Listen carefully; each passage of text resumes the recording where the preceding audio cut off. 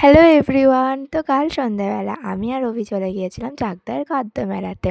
তো ফার্স্টে গিয়েই তো অভি টিকিটটা কেটে নিল, তারপর আমরা ভেতরে গেলাম আর গিয়ে দেখি আমরা মনে হয় একটু বেশিই তাড়াতাড়ি চলে এসেছিলাম, কারণ তখনও কিন্তু ফাঁকাই ছিল, খুব একটা ভিড় কিন্তু ছিল না। তো ফার্স্টে গিয়ে আমি বোনের জন্য কয়েকটা ক্যান্ডি কিনে নিলাম।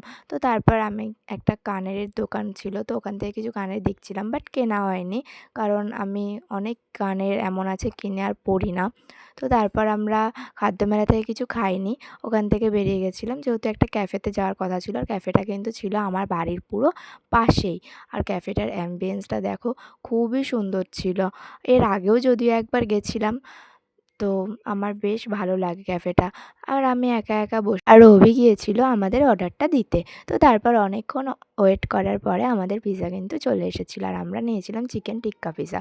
তো যেটা খেতে খুবই ভালো ছিল, আমার তো বেশ ভালো লেগেছে। তো তারপর আমরা বাড়ি চলে এসেছিলাম, আর আমি বোনের জন্য যেই ক্যান্ডিগুলো এনেছিলাম ওটাই ওকে দিয়ে দিয়েছিলাম। তো আজকের মিনি ব্লগটা কেমন লাগলো অবশ্যই কিন্তু কমেন্ট করে জানিও।